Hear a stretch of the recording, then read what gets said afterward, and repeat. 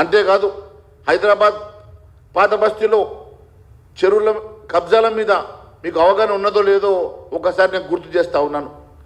పాత బస్తీలోని బార్కౌస్లో గుర్రం చెరువు జరిగినటువంటి కబ్జాల గురించి మీకు అవగాహన ఉన్నదని అడుగుతున్నా.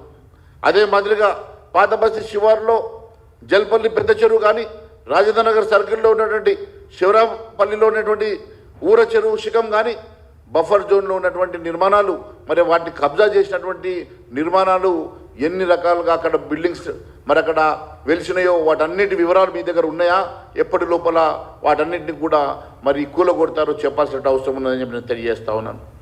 20 ఏళ్ళుగా పాత బస్తీలో గతంలో ఉన్నటువంటి కాంగ్రెస్ ప్రభుత్వం కానీ తర్వాత వచ్చినటువంటి టీఆర్ఎస్ ప్రభుత్వంలో ఈ రాష్ట్రంలో ఎక్కడ లేని విధంగా పాత బస్తీలో ఇష్టానుసారంగా చెరువులు గుట్టలు కబ్జా చేసి ప్రభుత్వ భూముల్ని కబ్జా చేసి ఇష్టానుసారంగా నిర్మాణాలు చేసుకుంటే వారిని అడిగే నాదుడే లేక వారి ఇష్టానుసారంగా అక్కడ రెచ్చిపోయి మరి చెరువుల్ని గుట్టల్ని ఎక్కడికక్కడ కబ్జాలు చేసి నిర్మాణాలు చేసుకుంటే కళ్ళు మూసుకున్నట్టు గత ప్రభుత్వాలు ఈరోజు కళ్ళు తెరిచినట్టు మరి ఏమో చేస్తున్నట్టుగా యాక్టింగ్ చేస్తున్నటువంటి ఈ ప్రభుత్వాన్ని ఒకటే అడుగుతా ఉన్నాను.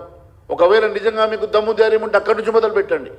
అక్కడ వెళ్ళి మీరు నేను చెప్పినటువంటి చెరువుల గురించి అక్కడ జరిగినటువంటి ఇల్లీగల్ కన్స్ట్రక్షన్స్ నిర్మాణాల గురించి ఒకసారి బేరీజు వేసుకొని ఎప్పటి లోపల కూలగొడతారు ఎప్పటి లోపల కూలగొడతారో చెప్పాల్సిన అవసరం ఉందని చెప్పి నేను తెలియజేస్తా ఉన్నాను.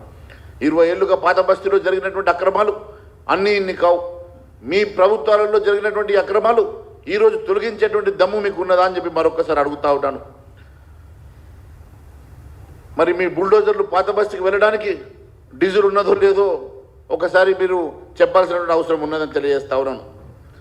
సామాన్యుల ఇళ్లను కూలగొట్టి హైడ్రా పనిచేస్తున్నట్టు చెప్పుకోవడం కాదు, ఇలాంటి వాస్తవంగా జరిగినటువంటి చెరువుల అక్రమంలో జరిగినటువంటి పాత బస్తీలో మరి పెద్ద పెద్ద ఓవైసీ లాంటి నాయకుల కబ్జాలో చెరువులో ఉన్నటువంటి బిల్డింగ్లు భూముల్ని మీరు వాపస్ ఎప్పటి లోపల తీసుకుంటారో తెలియాల్సిన అవసరం ఉన్నది.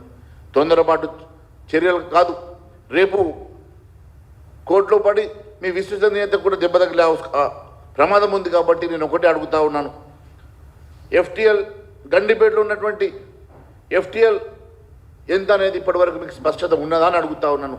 ఎందుకంటే జలమండలి లెక్కల ప్రకారం మ్యాప్లో 1772 అడుగులని, తర్వాత